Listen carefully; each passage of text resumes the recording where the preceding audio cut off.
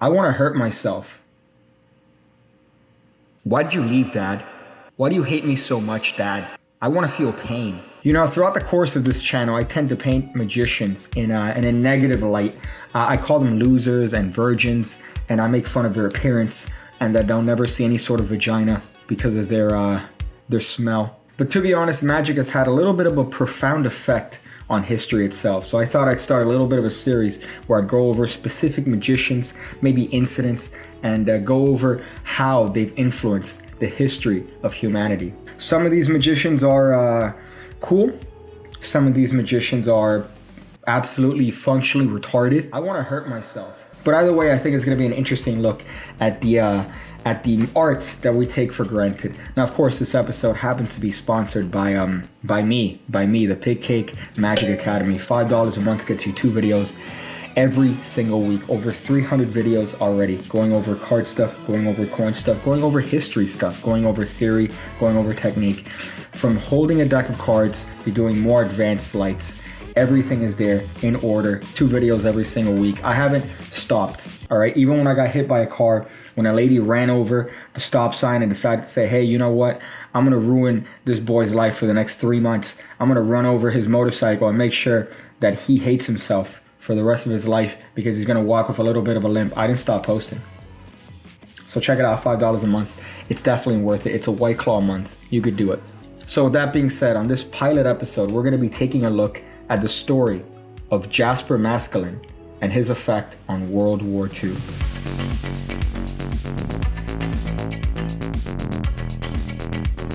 Jasper Maskelyne was a British stage magician in the 1930s and 40s. While he was a solid magician and definitely established a reputation in the magic community, his claim to fame was using his knowledge of illusions to help the British in World War II. Now let's think about this for a little bit. You see magicians going back and forth on forums saying how their card tricks have a deep and profound effect on society. Cease! Jasper Maskelyne changed the course of a war. Somewhat. Maybe. Probably not. But it's better than card tricks. You have to understand that magicians tend to embellish and exaggerate stories, and definitely will not put a lie in the middle of a good story. So there are many accounts of Maskelyne's contribution to the war. However, if you pay attention to his own account, you're going to see that he's pretty much the Jesus Christ of World War II. This guy is the third coming of Jesus of Nazareth. Now, if you start to look at other accounts of the war, you see that his take starts to crumble a little bit. His story begins to wither, much like the chances that you have at seeing a vagina. But with that little bit of a disclaimer, we could actually take a look as to what he did in World War II. And you could leave your favorite type of meat in the comment section below. So Maskelyne was trained at the Camouflage Development and Training Center in Farnham Castle in 1940. He found the training boring, asserting in his book that a lifetime of hiding things on stage had taught him more about camouflage. Others mentioned that he was rather unsuccessful at actually camouflaging anything and was only really useful in his performance. So what ended up happening is that Maskelyne would perform at night. During the day they would train. At night, Maskelyne would decide to entertain the troops, much like Andy Rooney would, or one of the many proprietors of wartime entertainment. And that was where he excelled, according to people that looked at Maskelyne. However, Maskelyne himself had a different story. Maskelyne, according to his autobiography, said, hey, listen, I'm in charge of this war. I'm the captain now. Is that a dead meme? I think that's a dead meme. Put F in the comments below if that's a dead meme.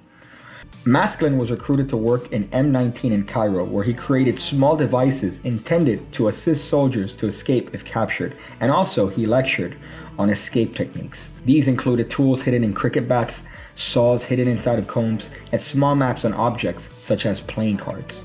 So a couple of the crazy stories about Jasper Maskelyne, our boy, is that he was able to convince officers by creating an illusion that there was a giant German warship on the Thames River by just using mirrors and a small model. He was also apparently a proprietor of creating inflatable tanks and a dummy aircraft, all specifically designed to make it look like your army is bigger and better than it actually is. Now, there is a significant doubt as far as a couple of the studies that have looked at the counterintelligence operations and said that actually this was pure invention.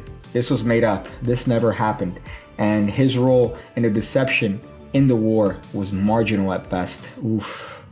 Not even significant, not even a little bit, marginal. That's it's like margarine compared to butter. Are you really gonna use margarine? No, you're gonna go for the butter. Margarine is like the black. So there's actually gonna be a movie made about Maskelyne's life, played by Tom Cruise, with the many accounts from his book, The War Magician. But it turns out that there wasn't enough of a factual basis to proceed, according to this lovely article on Wikipedia, which I don't think is true. Why would you care if it's based on actuality? The story sounds good enough. So the film project was apparently dropped after a lot of money being thrown in on pre-production. Now, I wasn't there, all right? Your boy's not a time-traveling pig, okay? I have my limitations. But the warship that Maskelyne claimed to be able to replicate using mirrors and a small model looked like this. It looked like this. It's a 610-foot-long Shane Diesel of a ship, and there aren't any photographs from the time. And you would think that this would be it in terms of the stories, but no, this is the tip of the iceberg. This is a small part of the portion that hit the Titanic, all right, and sunk that shit. So the following is going to be a little bit of an account of his protection of the Alexandria Harbor in Egypt. Alexandria Harbor was a critical asset for the Allies. Capturing it along the Suez Canal would eventually allow Allied forces to enter Africa from there and march forces north into Italy and the rest of Europe. The problem is that Alexandria Harbor was also extremely vulnerable from the air, and it housed almost the entire royal fleet. So taking out the harbor would not only stop the Allies from flanking the Axis from the north, but also would deal a crippling blow to the British Navy. Enter Jasper Maskelyne. Maskelyne decided that he would make an entire harbor disappear and make it reappear somewhere else. The harbor and the surrounding area looked very unique from air. However, only a mile away was an uninhabited land formation with a lake that looked very similar from the air, especially after Maskelyne was done with it. According to British intelligence, they pretty much knew exactly when the Germans were planning on bombing the harbor. In the few weeks leading up to the bombing, Maskelyne and his unit transformed this uninhabited piece of land into the port of Alexandria. Their biggest problem was the post-bombing reconnaissance flights. The Germans would bomb at night, and then the next morning they would fly over to see if they were successful. So not only did they have to recreate the harbor, but after the bombing was concluded, they had mere hours to make the harbor look genuinely destroyed and hide the real harbor in broad daylight. They made and painted full-scale canvas ships and floated them in the harbor. They built and painted plywood buildings that were identical to their counterparts. They went so far as to recreate the lighting grid and lighthouse. From the air, the dummy Alexandria Harbor was completely indistinguishable from the original. Next, they painted canvas sheets to look like bomb craters and had thousands of papier-mâché bricks ready to be scattered during the night following the bombing. They camouflaged the real harbor and ships and waited for the Nazis. The night of the attack, all the lights in the harbor were switched off.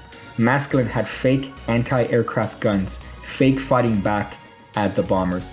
This facade worked, not only that night, but 8 more nights after that.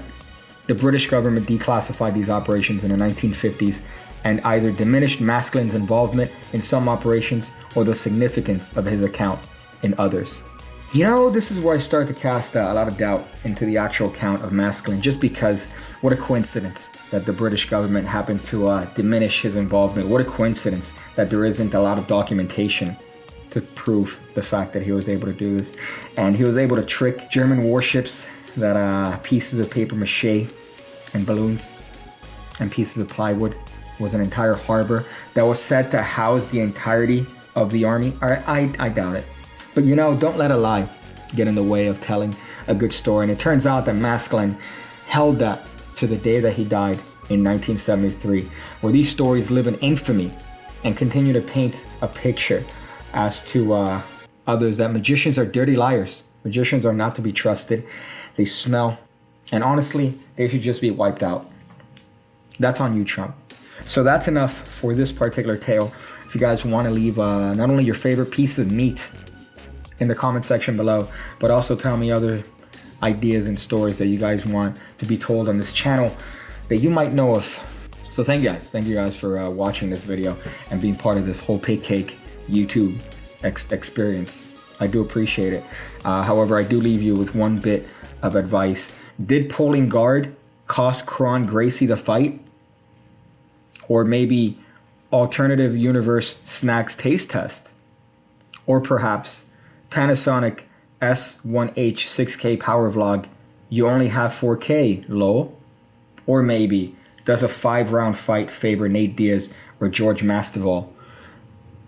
I guess it might be Nicktoons Games, Did You Know Gaming, featuring Joanna Jurderitz is the second best fighter in the